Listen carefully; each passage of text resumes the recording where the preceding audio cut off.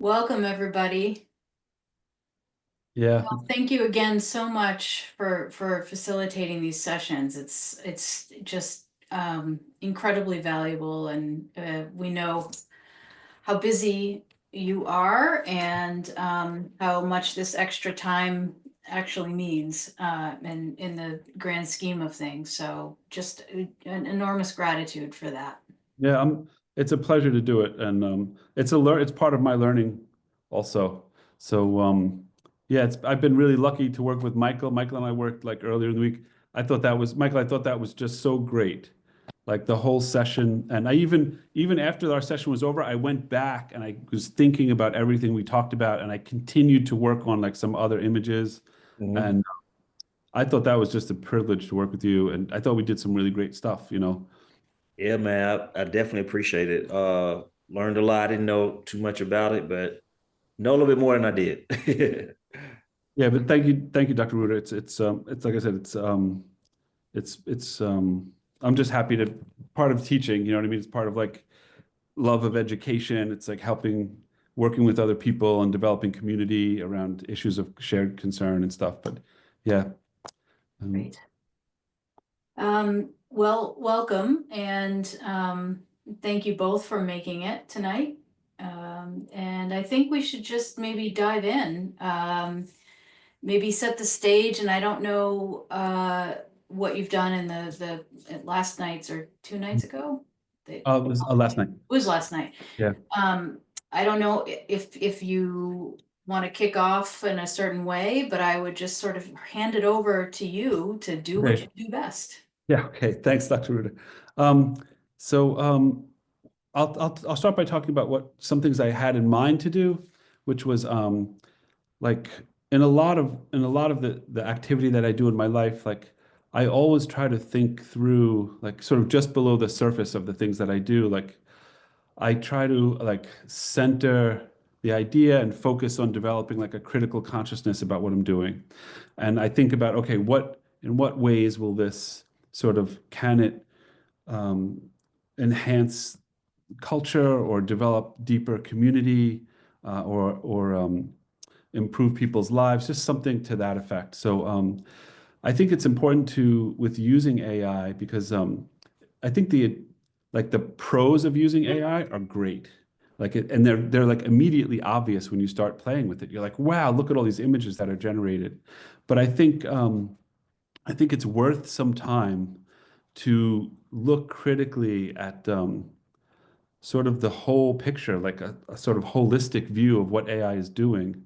And just as some statistics, um, like I read an article a couple weeks ago that around the world, AI is using 1 billion milliliters of water a second around the world to keep the servers cool.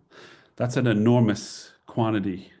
And that statistic was sort of backed up in another article I read just a couple days ago that when you use ChatGPT to write a 100-word email, right? Just a 100-word email. So if I just said like, "Hey ChatGPT, like I need to write a nice email, pleasant email to my boss, wishing them a happy birthday and thanking for them for helping me with stuff," just 100 words. That's going to use the same amount of electricity as one light bulb burning for 14 hours. Wow. It's like I tell my kids, every time you turn a light on, something is burning right now. Something's burning. As soon as you turn the light on, that's electricity, something's burning somewhere. So a 100 every time ChatGPT 100 words is equal to one light bulb 14 hours and 500 milliliters of water are used. So it's like it's important to think about sustainability as a part of for me, it's a very important thing to think about that in the things that I do.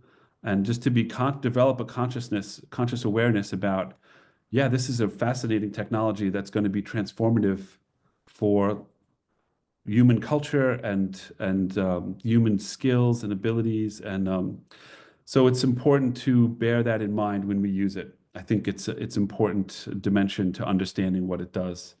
Um, but there's also another dimension, like thinking sustainably about using AI also means thinking about not just the material sustainability, like environmental sustainability, but the cultural sustainability of human institutions, which means like, I'll just talk about this really briefly, which is like when had my undergraduate degree, like I read an article in the New York Times about how great chess was for kids because I used to play a lot of chess when I was younger, and so I was like, you know what, I'm going to go to the Gloria Parks Community Center in Buffalo, New York, where I went to school, and I'm going to volunteer. I'm going to start an after-school chess program teaching kids chess.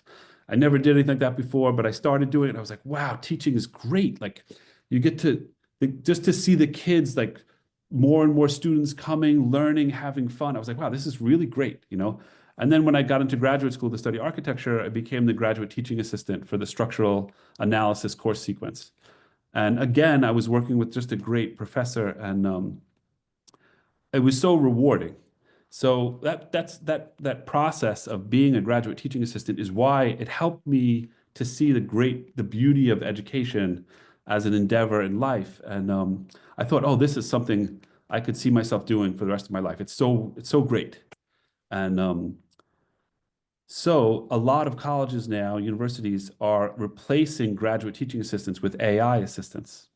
So, like the utility of AI is cutting off the upstream sort of upstream flow of many professions. Like education is just one of them. Like if so now it's like if say you're taking a class in biology or calculus, there may not be a graduate teaching assistant to help you. They just have and that in some ways that's good because graduate teaching assistants have office hours and they're available during those office hours. And the AI is available 24 hours a day, 7 days a week. So if you're stuck on a problem at 2 in the morning, you can't reach out to your graduate teaching assistant, but the AI will be there for you. But now what we're doing and by replacing graduate teaching assistants is we're cutting off the upstream flow of education. And that's a significant danger to human culture and progress of human civilization, as far as I'm concerned. So that's another dimension to be aware of when you're using AI, whether it's ChatGPT, Claude, Perplexity, like DALL-E or Midjourney, image generation software. So I just wanted to talk about that at the beginning because I don't think there's so many great things to learn about it and so many empowering avenues like that we can use it that being cognizant of like, oh, okay, there's also some other things here that we need to consider when we're using it. So okay, so that being said, like I'm here to work on anything you guys want, help you with anything you want to work on. I can take you on a walkthrough, like what Midjourney is. I can show you like how to use it, how to create images, how to create prompts. Like, but is there anything specifically that you wanted to work on, Michael? Or I'm not sure how to say your name. Hayep? Yep. Right. Hayep? Okay. How you doing, Hayep? Nice to meet you. Yeah, good. Thank you. Yeah. Yeah, nice to meet you too. If there's anything specific that you want to work on, then we could just go and dive right in that way. And do you have anything you want to talk about? Or Um, yeah, at the moment I'm still exploring my topic, so okay, I just want um to get your experience or what so on. Yeah. okay, yeah, I'm happy to do that. Michael, was there anything specific you wanted to go over? Oh no. The one-on-one we did the other night is cool. I'm sure I'll be hitting you up sooner or later. But Okay. no, I think you should explain why should we use Midjourney? Like, why is it so important? I think it'll be a good thing to Okay. answer. Okay, good. So full disclosure, like I think it was last Monday, not this Monday that just passed, like yesterday, but last Monday, I totally divested from all technology stocks. So I'm not pitching anything. I'm not selling Midjourney or anything like that. So I've 100% divested from all technology stocks. So yeah, so that's it. I got into Midjourney. Why don't we just jump? I'm going to do a share screen and then we'll just jump right into we'll go right to the Midjourney. I think I have it open somewhere. Let me see. Um, oh, you know what? Before we start, there's like I'm going to put something in the chat really quick. Yeah, and maybe even for the folks that view this after the live session too, Yeah.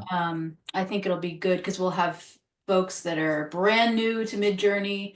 Like, how do you even get there? How do you open it up? You know, what are the different levels of accounts you can have? Um, some of this might be a little bit repetitive, Michael, certainly for you. And Hype, I don't know if have you been using Midjourney in your work to date yet, or is it brand new to you as well? Hi up, yeah. Yep. I know about Midjourney, but I haven't used Midjourney for my work. So Okay. I think me and William might be the same disciplines about design, but my background in product designs. Oh, product design, cool. Okay, excellent, cool. Great. I use Viscom and Okay. Dolly a little bit, but Oh yeah, Viscom is Dolly. Yeah. the main AI for people. Okay, so I've been using AI for since it first started, like since it first came out. Like I mean not since it first started, it started a very long time ago, like um but maybe 2022, 2021, somewhere around there, I started to get interested in using it. And then 2022 is when I really got interested in using Midjourney. And I wound up writing a paper in 2022 that got published in 2023 about creativity and AI. And I started to do my process with Midjourney was when you join through Discord. And I Yeah. I should say also, like, I don't consider myself an expert on this. There are people that are way better than me and understand a lot of things that I don't understand. And I can tell you what I know and how I use it and my thinking behind it. And I think that might be helpful if to some people. But like right Yeah, now, and I'm sorry, Dr. Ruder. no, no, I don't mean to interrupt you, but I think what you just said is a really important thing. I don't think any of us, well, maybe some of us would consider ourselves expert in any of these applications and tools. I think in some ways that's the beauty of this course, and that's the beauty of us all coming together, is that we all have these very different life experiences and professional perspectives. And I think that there is something very special and powerful about seeing the way people think through their engagement processes with these tools. So the expertise piece, I think AI in some ways is the great equalizer, because none of us really know everything there is to know. I think even computer scientists don't fully grasp how it works. So, and we don't all, none of us know where it's going to go. So these opportunities to engage and just see how different people with different sets of expertise and different ways of thinking and framing questions use it is just a gift. So I'll stop now. But No, I thought that was yeah. I thought that was really well said, Dr. Ruder. That was like yeah, that was very good. Thank you for sharing that. That had me thinking also, like additionally, like one of the significant drawbacks of like using any kind of AI is that the way AI is structured generally, and this has been covered a little bit in the course, which is like they have something called a large language model, which is the model is how they train they train the AI on a model. So the model is typically where they scrape like an enormous quantity of information from the internet, like just billions and billions of books worth of information.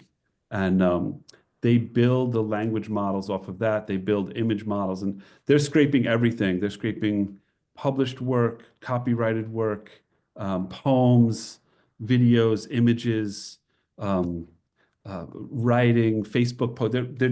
They're scraping enormous quantity of information. And I think we're all like cognizant that we all have internal biases, and the internet it is our biases and prejudices are as pervasive on the internet as they are in our everyday life. And so a lot of people, I think because of the history of computers where they seem reliable, like they started with simple calculators, and so it seems very reliable. So when you ask a AI something, it seems okay, this is legitimate, this is trustworthy. But there a lot of times there's subliminal, not deliberately subliminal messages, but there's a pervasive sort of bias. Just like we all have our own biases, it's also part of AI because it's not it doesn't discriminate. It just takes all the information from the internet, and that's extraordinarily important and to remember. And Michael, I caught this like after we had worked the other day. Michael and I were working on a really great project that he designed for a course about Black History Month, and we were working on some images, and we'll get into it later when we start looking at the images. But I started to interrogate the images more. Like I was looking at them more and looking for hallucinations and things that didn't make sense. And I caught one that was so like profound that we'll share it later when we get there. So, but anyway, I threw in the chat right here a couple of things just to bear in mind. One is like the first one is by Wittgenstein in 1922. He wrote, "The limits of my language are the limits of my world."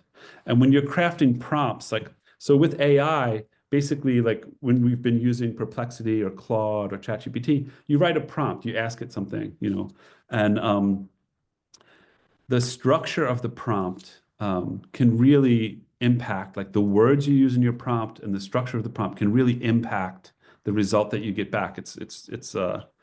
There's a very important correlation. And then the other quote, it's like two variations of the same quote by Mark Twain, which was, "I apologize for such a long letter. I didn't have time to write a short one." And that means is like a lot of times people feel like if they write a really long prompt, they'll get a better result.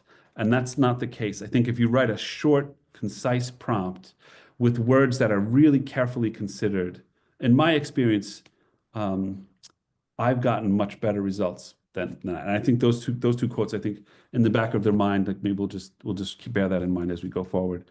But yeah, so I'll share a screen and then we'll jump in and we'll go to, I have Midjourney open somewhere. Here. Okay. Okay, so here's Midjourney.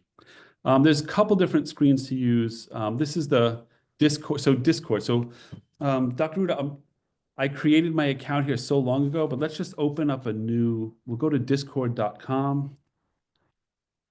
Discord.com. So in order to use Midjourney, you have to create a Discord account. Whoops, what just happened here? And this is still true now. Is it? Okay. Or no, I'm that's a question because I opened a Discord account in order to be able to open a Midjourney account when it first came out. And Okay. I don't think that I went back to it for a long time, up until this course. So that Okay. is still the case. You have to access it via Discord, as far as you know. Yeah, I think so. I mean, once you've created, to use Midjourney, you must have, as far as I know, you must have a Discord account. And let me just try it on let me see over here. Move this over. Should we would it be helpful for us to also log in so we can try some things out? Yeah, that's fine. I mean, if you have a Midjourney account and you can log in, that's also really great. Yeah, let me just see. Let's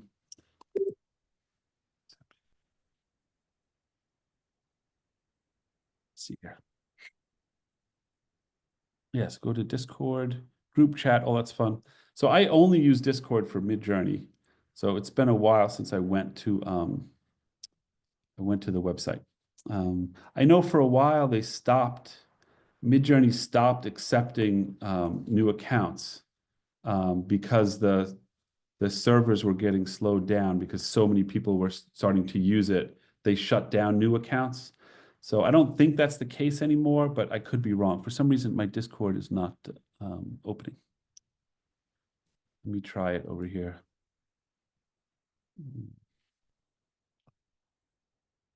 Discord. I don't know why it keeps doing that. Discord group chats. Discord.com.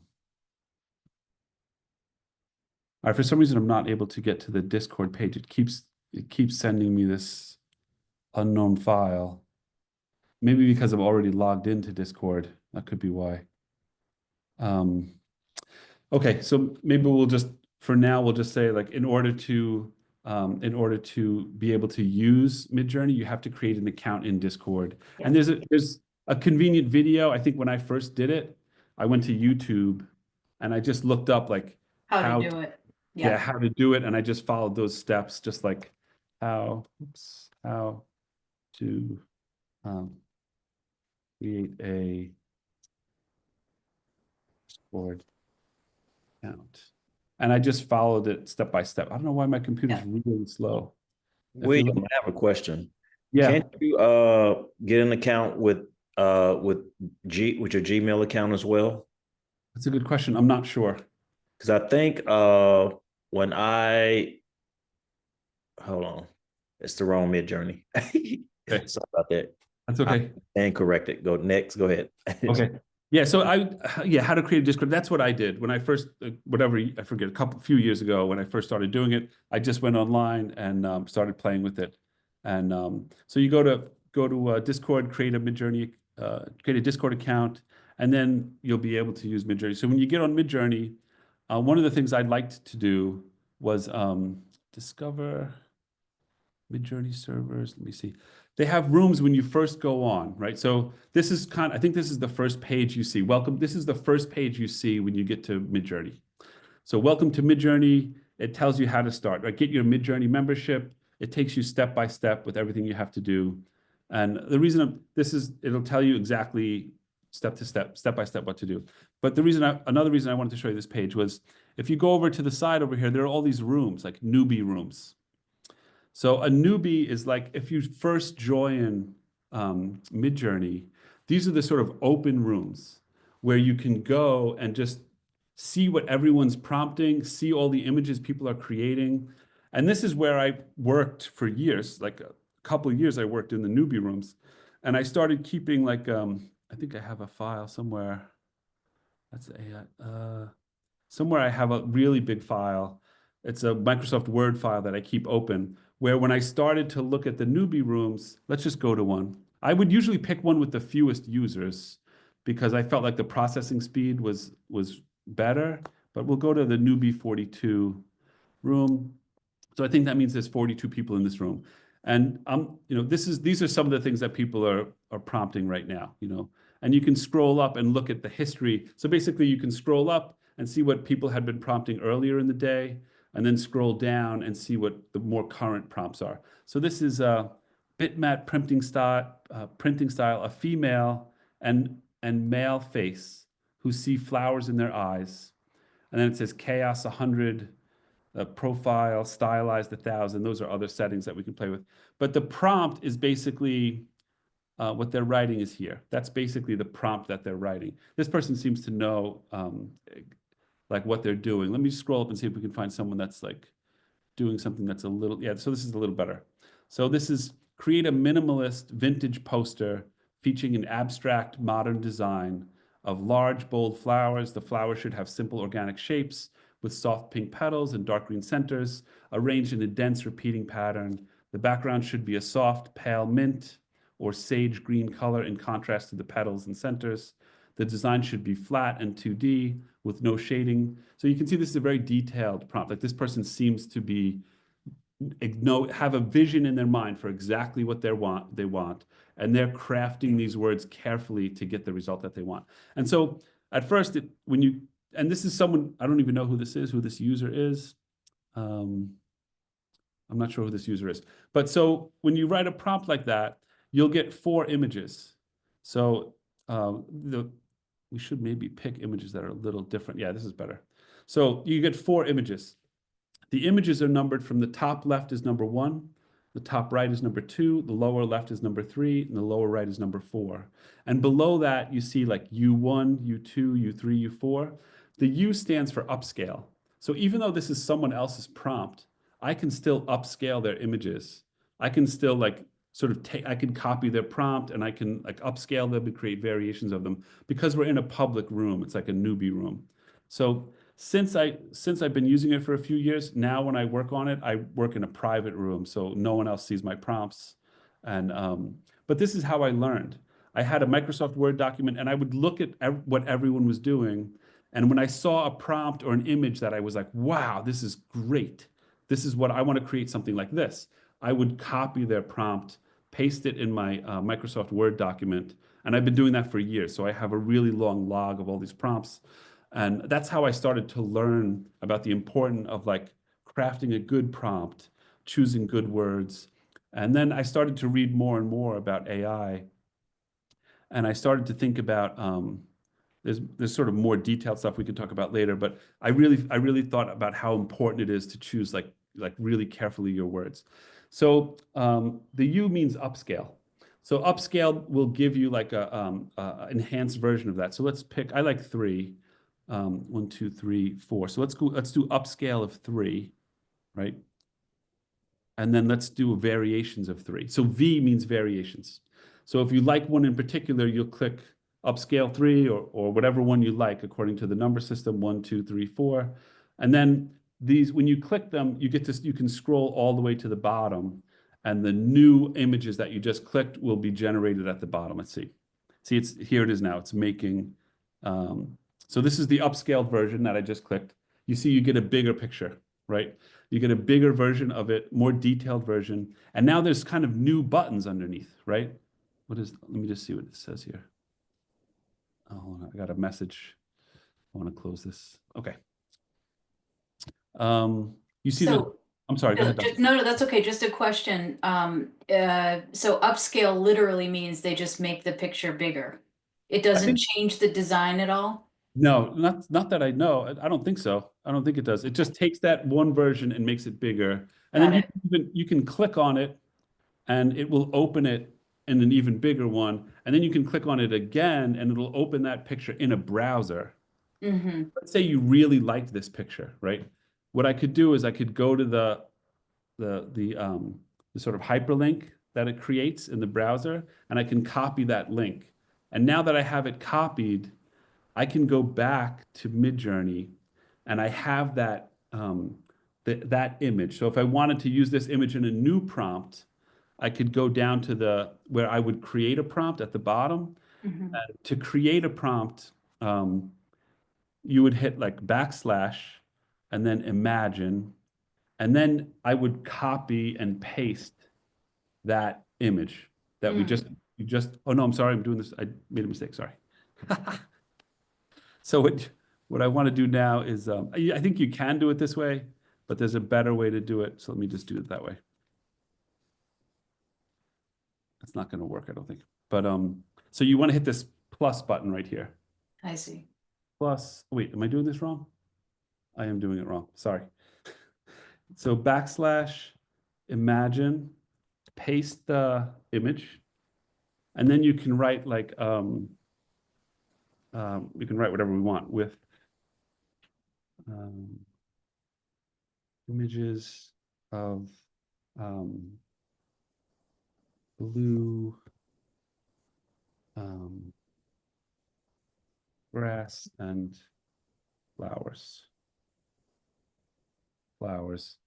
And we'll just see what happens. So now it's going to use the hyperlink, which is the blue part of this prompt, and it's going to mix into that image, images of blue grass and flowers. So let's just see, and this is my account at wfgates1, and this is the process that it's working on. It's a diffusion model, so it's 32%. And so here, this is the result. This is what so we took that person's image, we sort of borrowed it, and now we mixed in images of blue grass and flowers. And you can go back to the original image here, and you can see how the original image is here, and you can see how we can very easily go from here to here. And we didn't do very much, but these are kind of pleasing images, you know what I mean? Mm-hmm. They're not like, I mean, they're kind of beautiful, You just see. Sometimes it takes a minute. You can. So while we're waiting for that to come, if you wanted to, let's say, make that the shape of the image itself round, or if you wanted to, let's say, move everything to the left so that you could put text on the right, can you do things like that through prompting? Yeah, so Midjourney's not so good with adding text. Mm. It's not too bad, but it's usually misspells things, and I wouldn't do it for text. But let's just pick one here, maybe this one on the top right, number 2. So let's do an upscaled version of that. And then it'll bring up a whole new set of buttons at the bottom. So let's say you wanted to, there's a bunch of things we could do here. We could zoom out, that's one thing, and that'll sort of back you up so you get like a further away version. Mhm. And you see these arrows at the bottom. There's like an arrow to move to the left, an arrow to move to the right, an arrow to move up, and an arrow to move down. So that would expand this image in that direction. So if you want to keep this image and then sort of expand it to the left, that's what I'm going to try to do, because just based on the pattern of this image, it seems like there might be more blank, like white space or blank space up here, and maybe that could be a good place to put text. So maybe I'm going to expand it to the left and see how that comes out. You can also change that, what's called the aspect ratio. And yeah, so this was a zoom out a little bit. So with the zoom out, you can see the flowers are much larger here. It's still a square image. The default for Midjourney is any image when you first make it is going to be square unless you have it in your settings to be different. So you can see in this image, we're kind of close to these flowers. Looks like dogwood flowers, but it looks like, and now we're a little bit further away. So, so this is the one where I hit the arrow to the left. Where was that? Yeah, here. I hit the arrow to the left. So it took this image and opened it up to the left a little bit. So you can see that here. So it took this sort of the image, the right half of this of all four images here is kind of the same, but the left half gives you some variation. So another thing you could do is let's do one looks good here. Maybe we'll do 4. We'll upscale 4. And let's say we wanted to, I'll try to do what you said, Dr. Ruda. I'll try to see if I can get it to say something. So in order to do that, what I would do is vary a region. So you see here, when you upscale something, it gives you a whole new set of buttons. One of them is called vary region. So if you click, let me just go to my settings fast. I want to make sure my settings are right, because if the settings are good, if the settings are not set properly, it won't work. So I want to make sure I have a remix. There's a mode called remix mode, which is like, if remix mode is turned on, it's not. See, this is remix mode here. It's not turned on. So I'm going to turn it on. So now when remix mode is turned on, I can go back here and do a vary region. And when I vary the region, it's going to allow me to write a new prompt for a specific part of this image. So I can edit this image in a specific way. So the first thing it asks you is drag to select the area to be changed. Okay, so that's cool. Let's do, say we want to write something in the top left here, right? So we want to write something here, maybe like that. When you're ready, edit. So now it says, when you're ready, edit the prompt to describe the new image. So in this area, what we want is, let's say, happy birthday or something, like happy anniversary.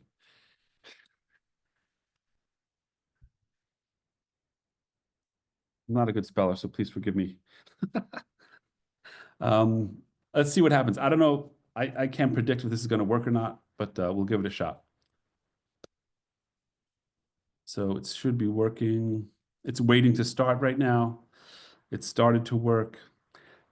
So It's always been so interesting to me that these LLMs or these image AIs yeah, nothing came up. Yeah.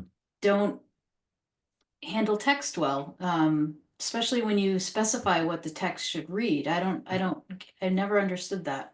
I did one for my friend the other day. Let me see if I can find it for you. He's hosting a piano bar. So he wanted my help in creating a flyer for his piano bar, and his name's Ronaldo. So I wrote in the prompt, let me see if I can find it. I wrote in the prompt like, Ronaldo's piano bar or something. And it spelled his name wrong. It spelled piano wrong. It did a few things that were not right, but it was like, give me a second. Let me just find it. I'll show. Yeah, it is a bit curious about that. Like how it's not able to get the spelling right. You'd think that would be, it's a later version, right? Let me see. This was an image with no text. Mm-hmm. There's a version before this, where I'll show you an example of when I was able to get it to produce text, but it did so in a way that was spelled it wrong. And let me see. Why can't I find it? I'm not able to find it right now. Okay, I'm not able to find it right now. We'll go back to the other. But I was able to get it to produce text. But yeah, I can't really explain that. So even in this one, it didn't produce the text, even though I wrote like happy anniversary. There might be a way to. I don't usually, if I wanted to do text, I would bring it into Photoshop and do it because I would have more control over the text. So I used it for my friend the other day, but I don't typically use it for a text. Yeah. But yeah. So let me talk about one other thing is like aspect ratio, which I like to do, which is like aspect ratio is the dimension. So let's just go to a prompt. This is a Midjourney page. This is another place that you can do prompting.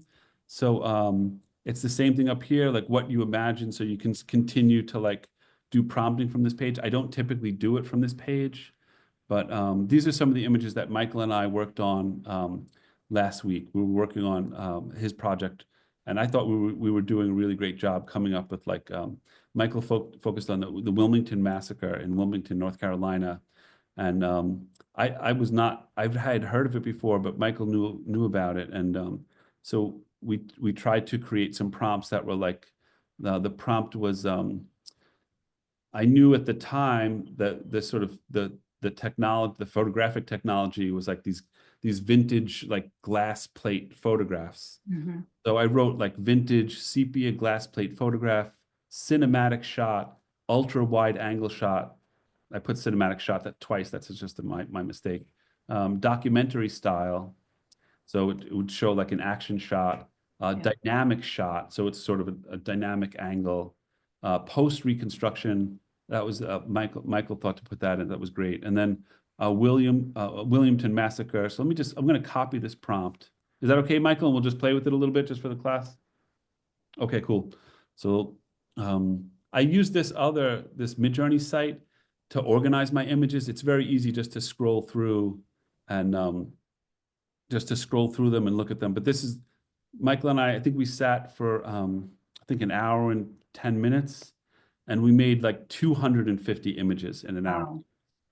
And but it's like to get the image at Michael, correct me if I'm wrong, but it was like in the beginning we weren't really too happy with the images, but at the end we were really getting the images that we want. And that's kind of like if you have a sort of idea for what you want, I think, isn't that right, Michael? I think at the end you just have to keep using different phrases and stuff because we went through a lot of them, and like post this, Civil War, all this, like we were just going through a bunch of stuff, and so each time different pictures will come up, and sometimes it wouldn't look that good. You'd be like, "Oh, I can't believe this came up," but then you had to keep going at it. Yeah. Another thing I did was before I met with Michael, like I just sat down for a while, and Michael had told me what he was going to be working on. So I was like, oh, let me work on some images so that when we sit down together, we can talk. And I did some research, and I looked up like, okay, essential elements of Black History Month or essential icons of Black history. And then I looked up like I wanted to do a prompt about Martin Luther King. So I wrote this prompt, 1960s vintage black and white photograph, cinematic shot, ultra wide angle shot, far away shot angle. And then I looked up a famous civil rights photographer during the civil rights era, and his name was Warren Leffler. So I wrote in the style of Warren Leffler. And that's another way that you can influence the output of the prompts by creating a certain in the style of this person or another person. And by doing that, you're able to really, and I was really pleased with the way these came out. I thought they came out really well. And I think almost all the images that we worked on came out well, but I thought they were like, it's a process, you know what I mean? It's like a process. Yeah. So, they're super compelling. I mean, yeah, the image. It's night and day from like some of the other image generation tools. The level of, I don't know. I don't even know. I don't have the language to describe, but they just evoke a very different feeling and sense. Even the lens flash, kind of color variation that you got in some of the ones. above Yeah. that. I assume that's what it's supposed to look like. Yeah. That, Yeah. you know, Yeah. It's for this stunning. for this one, Michael and I we looked up an actual image, right? We went and we looked up to see if were there any photographs actual of this event. Hmm. So when I look at this, this is like the Wilmington massacre was basically was where a bunch of white supremacists went into the city of Wilmington, and they basically murdered people, burned buildings down, destroyed the city. Is that right, Michael? Maybe you can tell us a little bit. Tell us about it for a little bit. Yeah, pretty much. Back at that time, Wilmington was the biggest city in North Carolina, and also it was close to being almost 50% black and 50% white. And so, and at that, and during that time, it was after the Civil War and all that stuff, and getting ready to go into Jim Crow.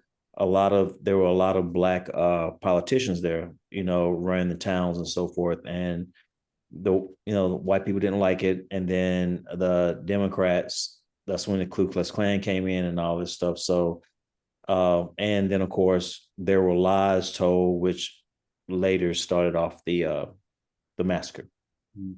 This is Michael. This is one of the images because I wanted to after we worked on this, I went back and I looked at the images, and this is what I had mentioned a little while ago, which was like when you look at this image, you see a bunch of white supremacists standing in front of a building that they had burned down and destroyed, almost like a trophy, And so I went to look more closely at the images that we created from this, and when you scroll through them, like when you look at the images that we used and you look closely, it's replaced all the white supremacists with African American people. And to me, that's part of the bias. That's part Yeah. of AI bias because it's like you look at the prompt and I don't know exactly how it's working, how Midjourney works, how the algorithms work. But to me, we showed a picture of a bunch of white supremacists that were standing in front of a building they had destroyed. And then when we asked it, we wrote a black and white photograph, a satellite view, so a view kind of from above, dynamic shot, post-Reconstruction South, a violent scene in Wilmington, North Carolina, of a racial massacre on November 10th, 1898 in Wilmington, North Carolina. Violent white supremacists overthrow the local government. And with that prompt and that image of those white supremacists, it's given us a sort of similar image, but now all of the people in the image are African American. So to me, that's part of the inherent bias. And I didn't notice this when we first did it. I had assumed when we were making these images the other day and I was going through it, I kind of just assumed that they were white supremacists. You know what I mean? But after we were done, I looked closely and I was like, wow, that's it's a startling result, I thought. Yeah. You know? Yeah. And so to be cautious about it. But let's maybe we can do a new prompt and let me just see here. So just another quick question about that. So you added an archival Yeah. image? Yeah, so I just did a Google search and I just did Wilmington Massacre, and Yeah. that was one of the images that came up. So I just copied it, I saved it in a file, I uploaded it. The way to do that is I can show you how to do that. So if you wanted to, I'll let this run and then we'll see what comes up. So if you wanted to upload an image, you would go click this plus button right here, and you would upload a file. So if you wanted to use, if say you had pictures on your computer that you wanted to use, let me just see here. Untitled. Sorry, that beep in the background is, I have to replace the smoke detectors, the batteries, my smoke detectors. No worries. AI in education, YouTube videos. What do we got here? Yeah, so here's an image of Abraham. So let's just, I tried to do Frederick Douglass and Abraham Lincoln images late. I worked some more on that just to see how I wanted to create a realistic picture of them sitting together. So I thought if I downloaded actual photographs of them, I wasn't too successful with that, but maybe we'll just use this one. So we'll upload a picture of Abraham Lincoln. You hit return. it processes the image. So you would click it, open it in a browser, copy the link, go back to the Midjourney page, and you can write like you can write a normal prompt. Hold on, you just move the controls for the controls for Zoom come up. So I just gonna back. Oops, daisy. We can go backslash. Why is it not working? Backslash. Imagine. So we can now paste the hyperlink to Abraham Lincoln's picture, and we can put like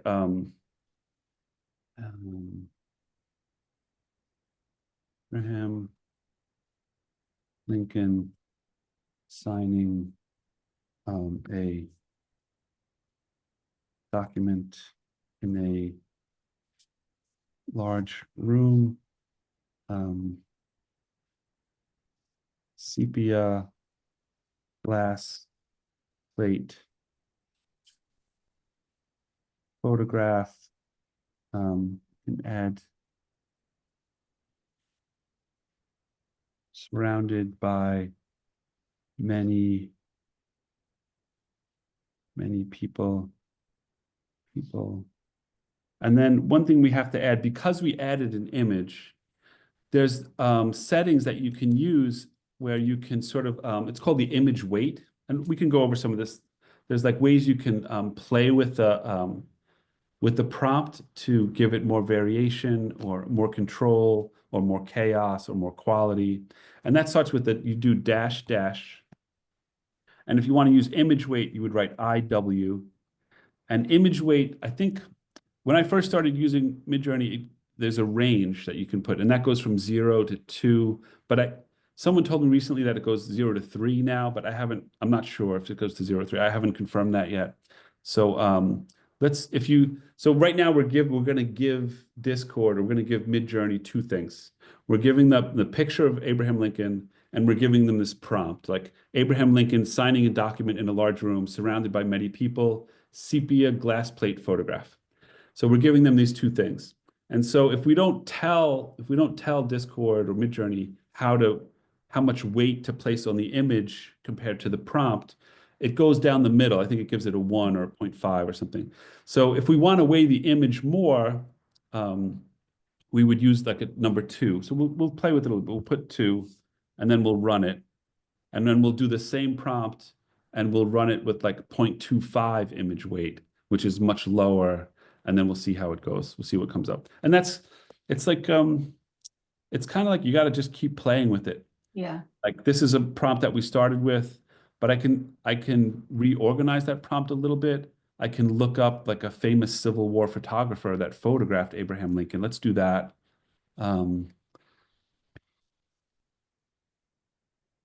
Photographer, photographer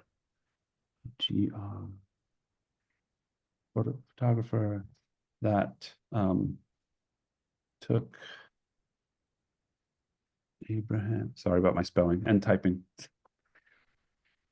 Always worse when people are watching you, right? It's Lincoln's photo. Okay. It's not that much worse, actually. It's kind of like the same. Many photographers. So let's try Matthew Brady. Let's try this. So we'll do a new prompt. We'll add Matthew Brady as the photographer. Okay, so that's not too bad. So it took that photo that we had used before, this one, and it put him now. I'm not really crazy about these, but you can see how it took the photo and it weighed it very heavily because we put the number 2. So now let's change a couple of other things. Let's just go back and we'll change the aspect ratio and we'll change the image weight. Okay. So aspect ratio is the dimension of the photo. So let me copy this prompt up here, right? We'll do a new prompt down here, backslash, imagine. We'll paste the prompt. We're going to change the image weight to, from 2, we'll bring it to 0.5. And then we'll do the aspect ratio, dash, dash,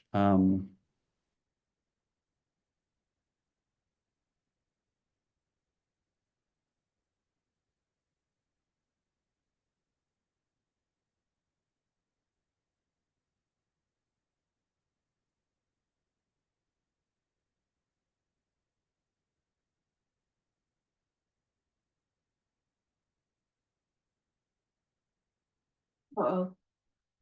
Did Bill freeze?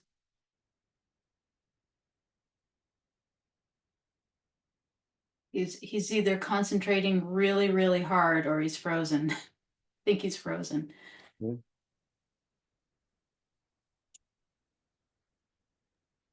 Yeah, I thought it was me. Yep. Hyop, I want to make sure you have a chance to ask any specific questions or see any examples that would be helpful to you. So when Bill comes back, we can see what kinds of results he got from that latest um, prompt that he was doing, and then move on and make sure that you have an opportunity. How are you imagining using Midjourney?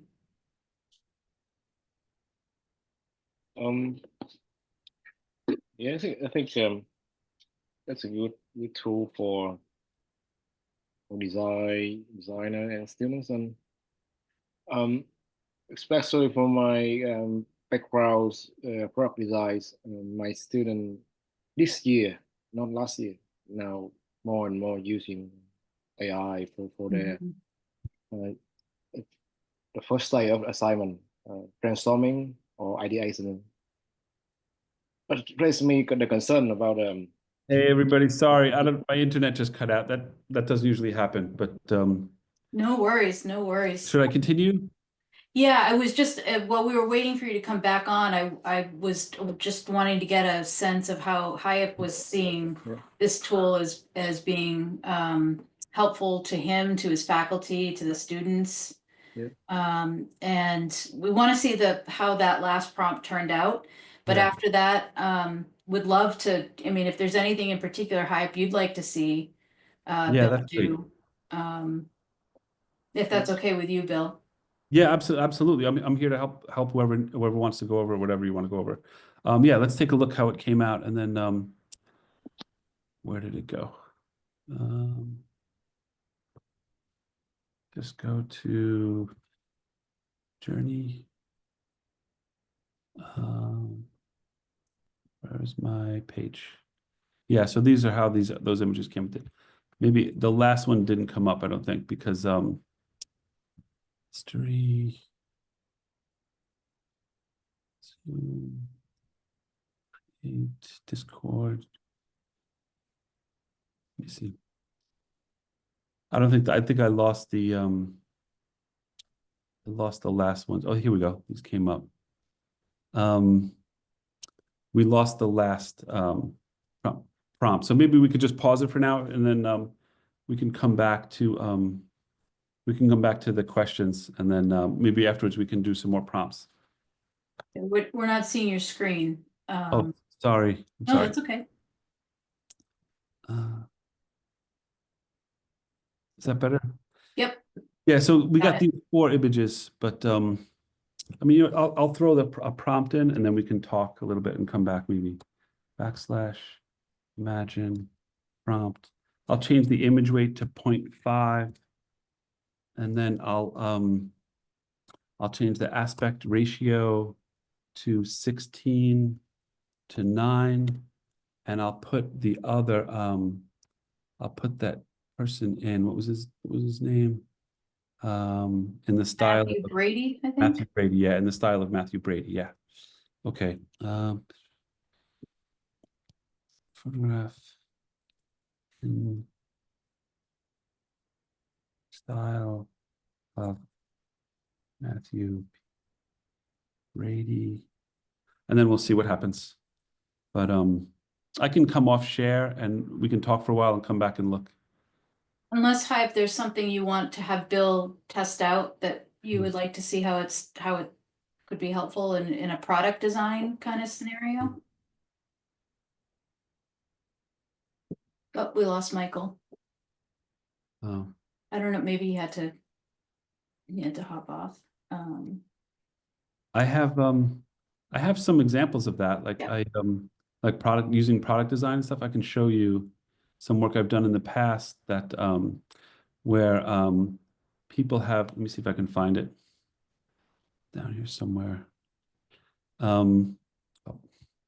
So one of my friends is a fashion designer, and they were interested in using traditional Icelandic quilting patterns in a sort of modern winter jacket.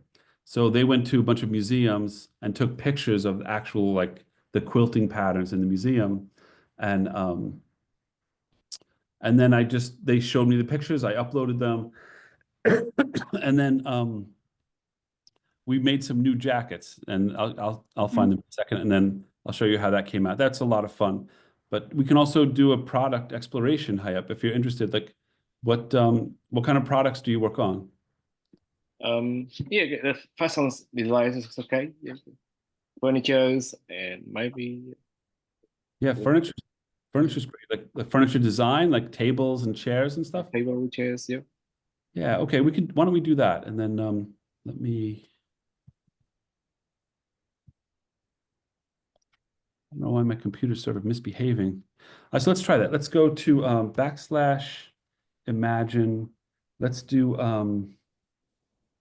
a dynamic shot of a Milo, P-A-U-G, Milo Bogman, P-A-U-G-H, Bogman, Rosewood, Butcher, Block, table with a stainless steel base, legs. It's stainless steel legs. Stainless steel legs. Let's just see what happens. That's a pretty darn good prompt, Bill. I would have said, create a table with some legs, but you're really If giving you some throw, specificity there. yeah, if you throw it some, okay, cool. That actually looks a lot like something he Huh. designed. Yeah. So, Wow. yeah, that's pretty good. This one looked especially, this number 4 especially looks like something he would do. But so you Hi, can, just out of curiosity, would your students use it for inspiration? Would they use it to like, how would they use it? Um, I just recognized from last semester, and then they told me some the ideas they use from Yeah. AI, and they told me that now AI can replace the role of students in brainstormings and Mm, ideation stage because before we train in very traditional way of sketching inspiration of material of styles, and then after that student move to sketching by hand. mm, mm. Now they just get very basic and very simple, and then they upload to the AI, and then they use AI for generating the ideas, and then give develop the ideas from AI. So I think that's good, the good way for students to do in product design, especially for my university, because we have similar to USA and Australia, we have around 12 or 14 weeks. So not mm, enough for students stuck on ideation. So they have to move on to finish the model, the actual model mm. on time. So AI is a good way to use for students. But for me, it's regarding to the creativity, I think the, if more and more use AIs, and then I think AI the similar the idea of AI generates very similar Mm, what you see on internet, not particular for detail or for any for example special meaning in your products. So for me AI very general looking of the mm. products. So it raised my concern about if students use more and more and more, and then the outcome of AI is similar. I think yeah. Mm.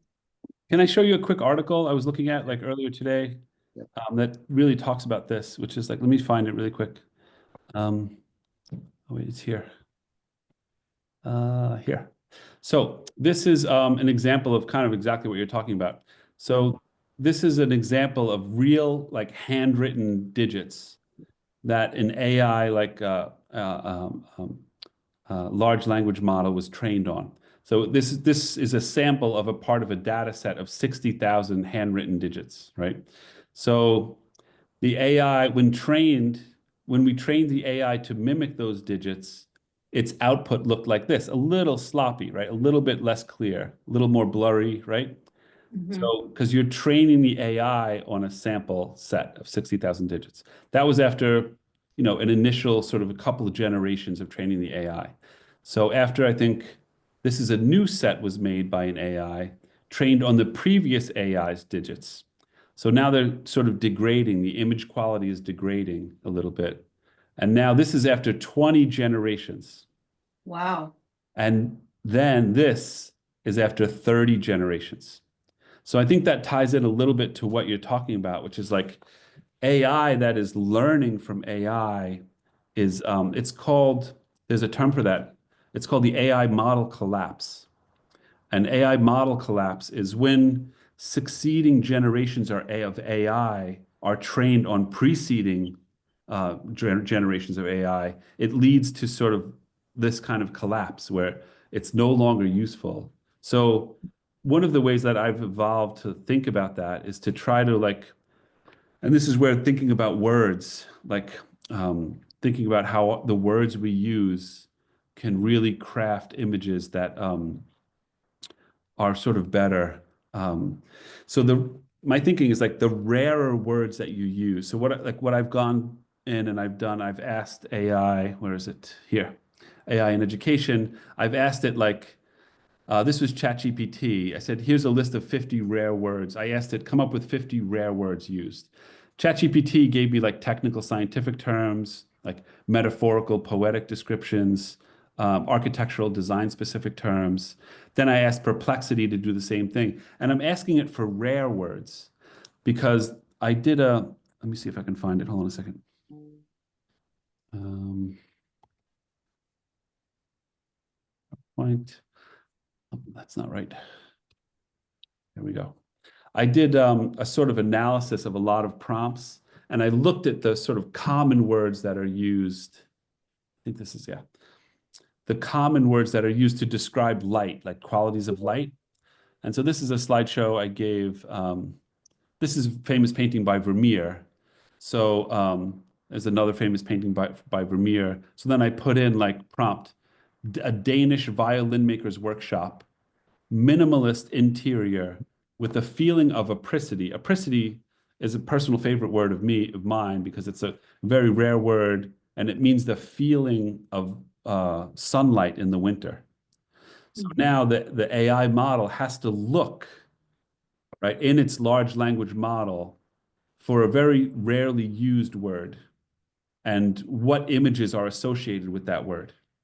Hmm. So by avoiding words like bright lit or sunlight, you use a rarer word. So you're not, this is the way I've evolved to think about using AI to get the images that are still great, that are Mhm. not polluted. It's like AI is polluting the well that it keeps drawing from. Hmm. So the images that it comes up with are kind of beautiful, I think. This is a Danish violin maker shop, and you can Wow. see the Yeah. influence just by putting like lighting in the style of Vermeer, Hmm. see how it comes across as like this really beautiful space. That's it's kind of hard to get this stuff. So I went through and I did a little bit of an analysis somewhere.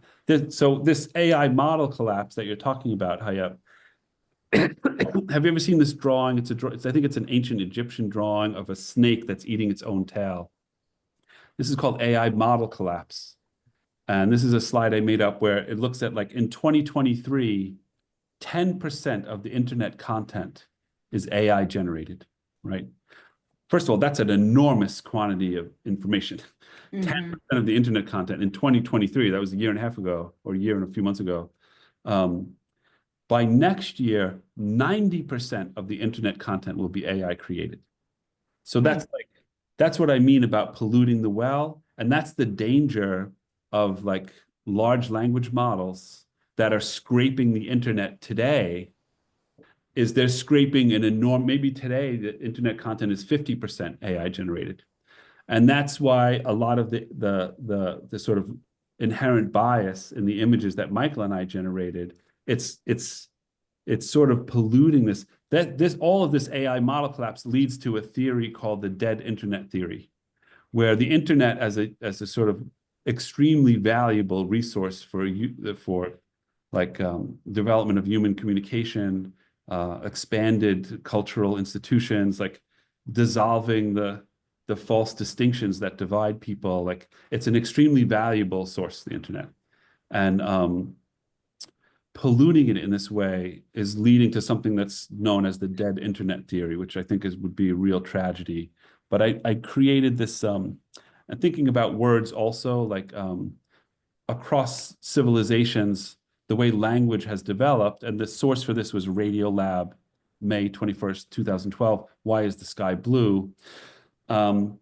Words that relate to colors have evolved in the same pattern across all civilizations around the world. So the first words or sounds that relate to color were black and white. Those are the first colors that evolved sounds to relate to them or to reference them.